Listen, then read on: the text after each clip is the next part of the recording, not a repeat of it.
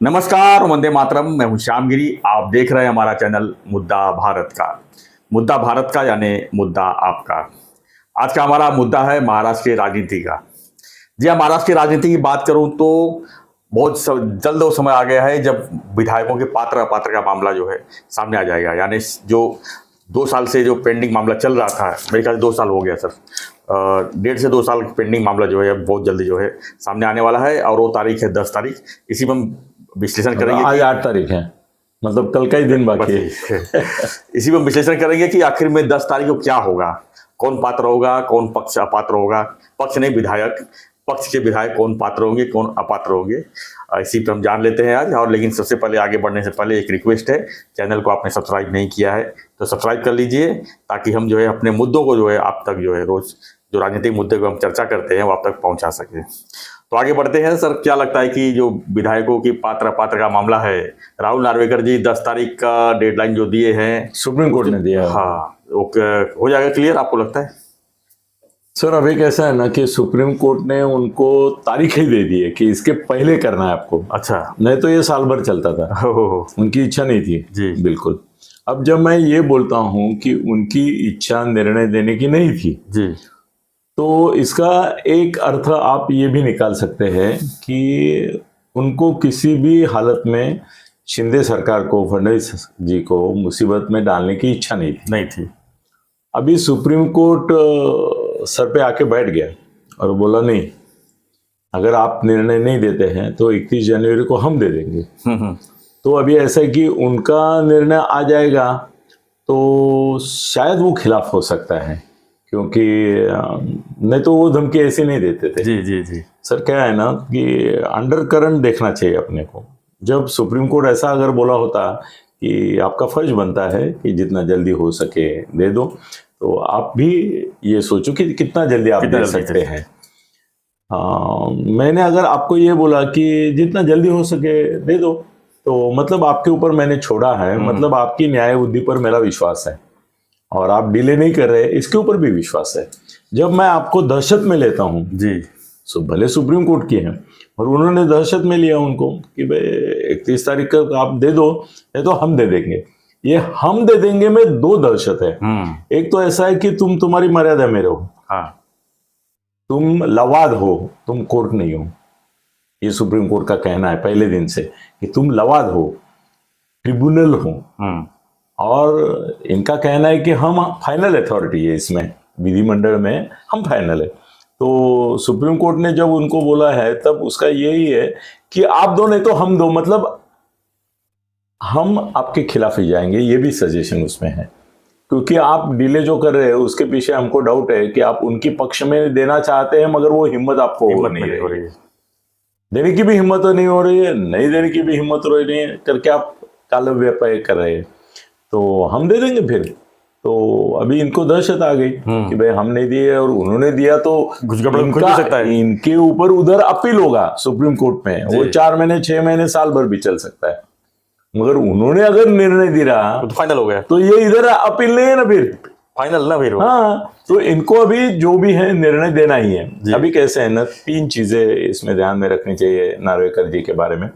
एक तो ऐसा है कि विधिमंडल में उनका दावा ये है कि यहाँ मैं सुप्रीम हूँ, यहाँ मैं जो निर्णय दूंगा उसको आप यहाँ पे मान्य करना पड़ेगा। भाई सुप्रीम कोर्ट में आप जा सकते हैं, वो तो शिंदे को भी जाने का रास्ता खुला है अगर उनके खिलाफ गया, और ठाकरे को भी है कि आप जा सकते हैं, मगर जो मैं यहाँ दूंगा वो फाइनल। तो वो कैसे है ना कि मैंने एक बार आपको बोला भी था कि देखो, आदमी की व्यक्ति प्रवृत्ति, अनुभव, पूर्व इतिहास, इससे उसका दृष्टिकोण निर्माण होता है। जी।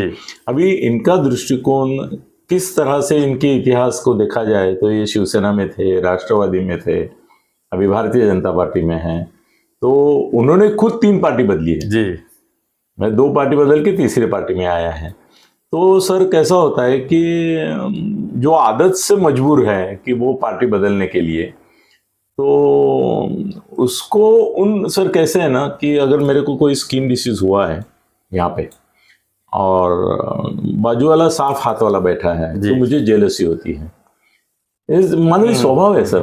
मगर आपके इधर भी मेरे को थोड़ा सा कुछ दिखाई दिया तो मैं प्यार से पूछता हूँ काय झालं इथे, मग तुम्ही बोलतो थोडं काहीतरी स्किनची रॅश, मला पण आहे, मतलब एक सहानुभूति रहती है। सहानुभूति। सर मेरी गाड़ी, छोटी बातें हैं सर मगर बड़ी बातें होती है, मेरी गाड़ी को डेंट आया और मैं रास्ते से चलता हूँ, मेरे अनुभव है, जी जी जी, हाँ मेरी नई गाड़ी है उसको डेंट आया, फिर रास्ते से चलते चलते मैं क्या देखता हूँ दूसरी गाड़ियों को किधर डेंट आया है, क्या देखते कि नहीं, जी जी, है कि नहीं स्वभाव अगर आया रहेगा तो अपने आप को अच्छा अपने को, हाँ भाई मेरी गाड़ी को नहीं आया है, इसको भी डेंट आया है, फिर उसके प्रति भी सहानुभूति, जेलसी नहीं, किसी की कोरी गाड़ी गई तो बोलेंगे मेरे को साला इसको नहीं डेंट आया, मेरे को डेंट आया। सर कैसा है, जो आदमी ने 3 बार पक्षांतर ऑलरेडी किया है जी, उसकी सहानुभूति उन्हीं लोगों के प्रति रहेगी जो पक्षांतर कर चुके हैं। ये सिद्धांत आपको मान्य होता है कि मान्य होता है हमारा। हाँ, तो पहला वो जो सिद्धांत वो है। दूसरी बात सर देखिए कि इनको शिवसेना में वो प्रवक्ता थे, राष्ट्रवादी में प्रवक्ता थे, मगर सिर्फ प्रवक्ता थे, उन 2 पक्षों ने इनको कुछ दिया नहीं। सर भारतीय जनता पक्ष में आने के बाद उनको पहले तो विधानसभा के अध्यक्ष बना दिया गया, जबकि वो एकदम तरुण है, जवान है, वैसे इतने बुजुर्ग जनरली अनुभवी लोग रहते सर हैं। मधुरकरराव चौधरी वगैरह वगैरह जो परंपरा है महाराष्ट्र की विधानसभा अध्यक्षों की, मैंने भी देखे हैं सबके, सर जनरली वो बुजुर्ग रहते हैं। पहली बार इतना यंग आदमी हुआ है, तो भारतीय जनता पक्ष ने उनको ऊपर एक ऐसा ऑब्लिगेशन किया है कि भाई तू नया है वह, फिर भी हम भरोसा करते हैं, फिर भी हम तुम्हारे ऊपर भरोसा करके हैं और तुम अध्यक्ष बन जाओ। और वो पहले अध्यक्ष को जो निकाला उसका कारण ही ये था, नहीं पटोले ने तो राजीनामा दिया था जी, मगर वो या क्या झिरे कौन था, हाँ उपसभापति थे, उपसभापति, तो वो राष्ट्रवादी के थे उस समय जी नहीं शिवसेना के थे, तो वो खिलाफ जाने वाले ही थे, गए ही थे, जी, मगर वो बाद में इधर आ गए। मेरे ख्याल से अजीत दादा गट में आ गए, राष्ट्रवादी के थे अगर तो, हाँ राष्ट्रवादी, झिरवळ नरहरी झिरवळ नरहरी जी, तो वो अभी राष्ट्रवादी में से अजीत दादा गुट में आ गए, मगर वहां आने से पहले उनका गरम था, तो वो खिलाफ ही जाने वाले थे पक्के, और वो चाहते थे कि मेरे हाथ में आ जाए। तो उसके बदले जब नार्वेकर के हाथ में आ गया और उनको अध्यक्ष बनाया, तब उनसे यही अपेक्षा की गई कि अभी जो मामले आने वाले हैं वो सब मामले में ये कृतज्ञता रखो कि तुमको नया होने के बावजूद हमने अध्यक्ष बनाया। मंत्री पद से भी बड़ा होता है सर अध्यक्ष पद, तो तुमको मुख्यमंत्री के ही लेवल सरकार उनके अंडर पे जाती है, हाँ, और वो कुछ भी कर सकते हैं सरकार का, तो वो किया। सर और एक तीसरी बात है कि इनके वीक पॉइंट देख रहा हूँ मैं, हाँ नार्वेकर जी के वीक पॉइंट देख रहा हूँ। ऐसे वीक पॉइंट दिखाना बराबर है कि नहीं, क्या हक भंग होता है मुझे मालूम नहीं, मगर मेरे को जो दिख रहा है मैं कर रहा हूँ। सर तीसरा वीक पॉइंट ऐसा है कि आज महाराष्ट्र में ऐसी चर्चा है कि बीजेपी में जो 29 में, 24 की बात नहीं कर रहा हूँ, 29 में मुख्यमंत्री पद के दावेदार रहेंगे यहाँ पे, उनमें राहुल नार्वेकर रहेंगे, और उसकी चर्चा अच्छी तरह से हो रही है, हमने भी कई वीडियो में किया है। हाँ, और वो आश्वस्त है कि भाई 29 में नहीं तो थोड़े आगे पीछे, मगर मैं मुख्यमंत्री बना। सर जो आदमी कल का मुख्यमंत्री है, आज का विधानसभा अध्यक्ष है, कल 3 पार्टी ये कर चुका है, उसका दृष्टिकोण शिंदे के प्रति सॉफ्ट रहेगा कि ठाकरे के प्रति सॉफ्ट रहेगा, ये आप मुझे बताओ। शिंदे साहब के प्रति नेचुरली है कि नहीं? बिल्कुल। एक तो भूतकाल भी उसका उसी तरह का है और भविष्य का उसका तो इसके ऊपर निर्भर है कि वो क्या निर्णय देता है। अगर उसने शिंदे के खिलाफ निर्णय दिया, शिंदे साहब के खिलाफ, तो ब्लैकलिस्ट में जाएगा, उसका भविष्य बीजेपी में खत्म। बीजेपी में उनका भविष्य खत्म। वो भले बोले कि मैं अलिप्त करके करता हूं, मगर बीजेपी सर खुन्नस पार्टी है, बिल्कुल बिल्कुल खुन्नस पार्टी है, बोलेगी नहीं करके दिखा, नो उनको कहाँ पहुंचा देगी साइलेंट किलर मालूम नहीं है आपने को। तो मुझे बिल्कुल डाउट नहीं लगता है कि वो उनका निर्णय शिंदे के जी के पक्ष में आएगा।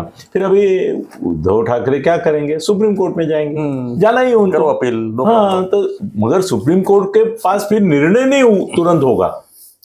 जो धक्का लगने की भीति थी, टाइम इन्होंने लगाया होता टाइम, वो अभी साल 2 साल 4 साल भी, तब तक सर विधानसभा चुनाव हो जाएंगे, ये बच गए तो बच गए जी।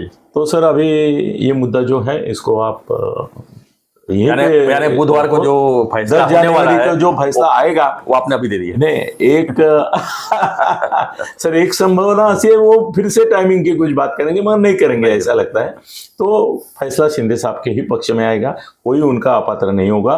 उल्टा अभी उसमें एक पेच ये है कि इनको पात्र रख के वो रुकते हैं कि ठाकरे को अपात्र करते हैं, हाँ। क्योंकि इनको पात्र करना है तो इसका मतलब ऑटोमेटिकली इनको अपात्र करना है, तभी ये पात्र होते हैं ना। yes, yes. तो ये हिच है उसमें, तो ठाकरे के अपात्र हो जाएंगे तो उल्टा हंगामा हो जाएगा, उसमें आदित्य ठाकरे जी भी नहीं, सब आ बाकी जाएंगे। लोग भी आ जाएंगे। तो खाली पात्र का नमूना नहीं है बाबा, ये अपात्र भी ये हो लोग हैं, पर किसी को तो अपात्र होना ही है। होना ही है, तो वो ठाकरे गुट के होंगे। जी। चल देखते हैं क्या होता है, और 10 जनवरी को लोगों के अभिनंदन का स्वीकार करने के लिए तैयार रहिए। धन्यवाद। तो ये वीडियो पर गौर कीजिए, हम मतलब कल नहीं परसों ही निकाल आने वाला है, आपको याद रहेगी अच्छी तरह से हमने क्या कहा है, और 100% सही है कि जो हमने कहा है वही होगा। तो अपनी प्रतिक्रिया देते रहिए और बने रहिए हमारे साथ, देखते रहिए हमारा चैनल मुद्दा भारत का। धन्यवाद। जय हिंद, जय महाराज, जय श्री राम।